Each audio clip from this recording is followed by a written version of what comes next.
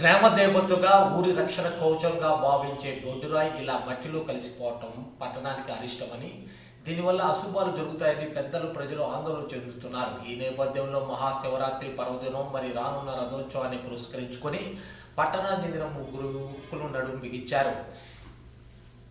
మంగళవారం నాడు ఈ యువకులు స్వచ్ఛందంగా పూడికి తీర్చిన పనులు ప్రారంభించారు. 4 అడుగుల మేర మట్టిని తొలగించి బొడ్రాయిని బయటికి తీసి దానికి పూర్వవైపు తీసుకునేందుకు కృషి చేస్తున్నారు. ఆధ్యాత్మిక నమ్మకం రథోత్సవం జరిగే సమయంలో బొడ్రాయి దర్శనమివ్వటం శుభసూచకమని, ఇది ఊరు క్షేమానికి ఎంతో అవసరమని స్థానికులు పేర్కొన్నారు.